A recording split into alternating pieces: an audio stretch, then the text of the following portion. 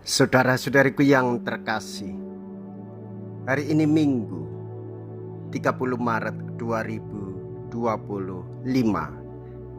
Saya Romo Sika dari Paroki Santo Yusuf, Surabaya. Dalam nama Bapa dan Putra dan Roh Kudus, amin. Kita bersama Bunda Gereja memasuki hari Minggu Prapaskah yang keempat, hari Minggu penuh sukacita. Kita memperoleh pengampunan itu menerima anugerah. Kepastian yang menggembirakan itu diwartakan oleh Nabi Mika. Allah akan melemparkan segala dosa kita ke dalam tubir-tubir laut.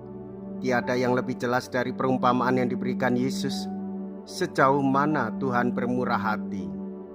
Kisah seorang bapak dengan kedua anaknya mengajak kita semakin menyadari betapa pentingnya pertobatan.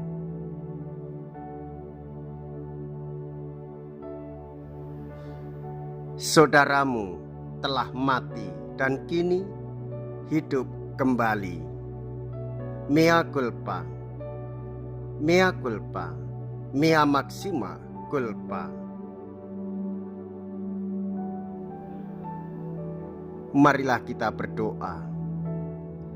Allah Bapa kami, sumber cahaya mulia, di dunia ini kami sudah Kau perkenankan mencicipi hidup surgawi. Semoga terang-Mu membimbing kami seumur hidup, hingga akhirnya kami memasuki cahaya-Mu yang abadi.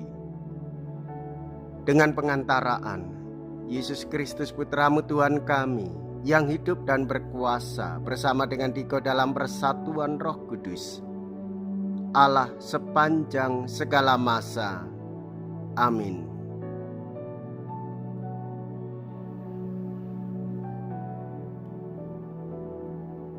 Tuhan bersamamu dan bersama rohmu. Inilah Injil suci menurut Lukas. Dimuliakanlah Tuhan.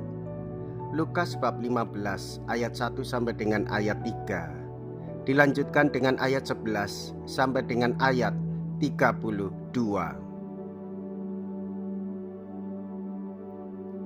Para pemungut cukai dan orang-orang berdosa biasa datang kepada Yesus untuk mendengarkan Dia.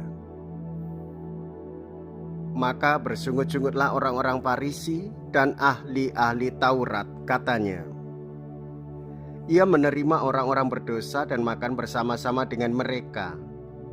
Maka Yesus menyampaikan perumpamaan ini kepada mereka.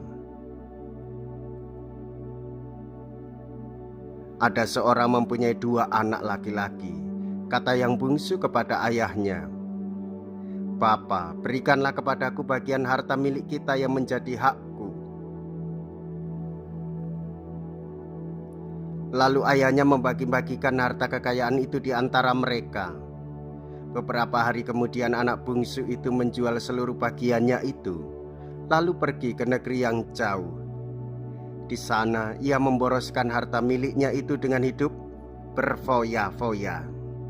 Setelah dihabiskan harta miliknya, timbullah bencana kelaparan di negeri itu dan ia pun mulai melarat. Lalu ia pergi dan bekerja pada seorang majikan di negeri itu. Orang itu menyuruhnya ke ladang untuk menjaga babi. Lalu ia ingin mengisi perutnya dengan ampas yang menjadi makanan babi itu, tetapi tidak seorang pun yang memberikannya kepadanya. Lalu ia menyadari keadaannya. Katanya, betapa banyak orang upahan Bapakku yang berlimpah-limpah makanannya, tetapi aku di sini mati kelaparan. Aku akan bangkit dan pergi kepada Bapakku dan berkata kepadanya, Bapa, aku telah berdosa terhadap surga dan terhadap Bapa. Aku tidak layak lagi disebut anak Bapa. Jadikanlah aku sebagai salah seorang upahan Bapa. Maka bangkitlah ia dan pergi kepada bapaknya. Ketika ia masih jauh, ayahnya telah melihat dia, lalu tergeraklah hatinya oleh belas kasihan. Ayah itu berlari, mendapatkan dia, lalu merangkul dan mencium dia. Kata anak itu kepadanya, Bapa, aku telah berdosa terhadap surga dan terhadap Bapa. Aku tidak layak lagi disebut anak Bapa."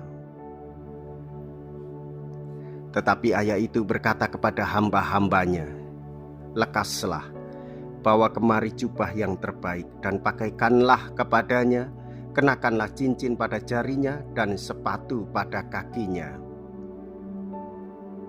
Dan ambillah anak lembu tambun itu, sembelihlah dia dan marilah kita makan dan bersukacita. Sebab anakku ini telah mati dan menjadi hidup kembali. Ia telah hilang dan didapat kembali." Maka mulailah mereka bersukaria. Tetapi anaknya yang sulung sedang berada di ladang. Ketika ia pulang dan dekat ke rumah, ia mendengar bunyi seruling dan nyanyian tari-tarian. Lalu ia memanggil salah seorang hamba dan bertanya kepadanya, "Apa arti semua itu?" Jawab hamba itu, "Adikmu telah kembali dan ayahmu telah menyembelih anak lembu tambun, karena ia mendapatkan kembali anak itu dengan selamat." Maka marahlah anak sulung itu dan ia tidak mau masuk. Lalu ayahnya keluar dan berbicara dengan dia. Tetapi ia menjawab ayahnya, katanya, "Telah bertahun-tahun aku melayani Bapa, dan belum pernah aku melanggar perintah Bapa. Tetapi kepadaku belum pernah Bapa memberikan seekor anak kambing pun untuk bersukacita dengan sahabat-sahabatku. Tetapi baru saja datang anak Bapa yang telah memboroskan harta kekayaan Bapa bersama dengan pelacur-pelacur, maka Bapa menyembelih anak lembu tambun itu untuk dia." Kata ayahnya kepadanya, "Anakku, engkau selalu bersama-sama dengan aku dan segala kepunyaanku adalah kepunyaanmu. Kita patut bersukacita dan bergembira karena adikmu telah mati dan menjadi hidup kembali. Ia telah hilang dan didapat kembali."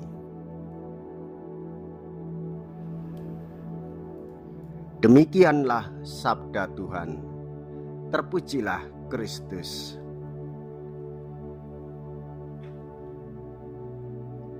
Saudara-saudariku yang terkasih, kita patut bersukacita karena kita ini milik Allah. Kita bersukacita bersama dengan Bapa, Allah yang memberikan hidup kepada kita, Allah yang memelihara hidup kita, dan kita menghidupi anugerah yang diberikannya kepada kita semua. Kita bersukacita bersama dengan anak bungsu yang telah berdosa dan dia bertobat, yaitu berbalik kepada Allah. Kita prihatin jikalau kita hidupnya bersikap seperti anak sulung itu. Hendaklah kita belajar banyak dari gambaran Allah yang bermurah hati kepada anak-anaknya. Kita ini adalah anak-anak Allah. Hendaklah kita memiliki semangat hidup mendengarkan ajaran Tuhan Yesus. Yesus mengajarkan supaya kita rendah hati, mengakui kebaikan-kebaikan Bapa. Hendaklah kita rendah hati karena kita semua di hadapan Bapa adalah sama. Oleh sebab itu, hendaklah kita selalu ingat akan kebaikan, anugerah, dan berkat yang bersumber dari Allah. Jangan sampai kita menjauh seperti anak bungsu, dan jangan pula kita mengeluh seperti anak sulung. Namun hendaklah kita berpikir bahwa kita ini milik Allah. Kita menerima kasih.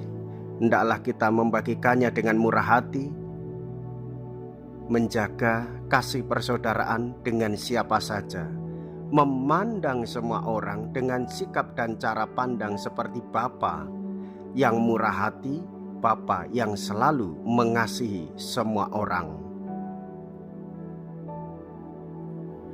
Jikalau kita berani hidup menderita dalam Yesus, maka kita pun akan dipermuliakan di dalam Kristus. Terpujilah nama Yesus, Bunda Maria, dan Santo Yosef untuk selama-lamanya. Marilah kita berdoa. Allah Bapa yang Maha Kudus, Semoga kekuatan sakramen-Mu meresapi lubuk hati kami, sehingga kami sanggup menjalankan kehidupan Kristiani yang mantap dengan pengantaran Kristus Tuhan kami. Amin. Tuhan beserta kita, sekarang dan selama-lamanya. Semoga Allah yang Maha Kuasa memberkati saudara sekalian, Bapa dan Putra dan Roh Kudus. Amin. Saudara-saudariku yang terkasih, pergilah, ibadat sabda sudah selesai. Syukur kepada Allah.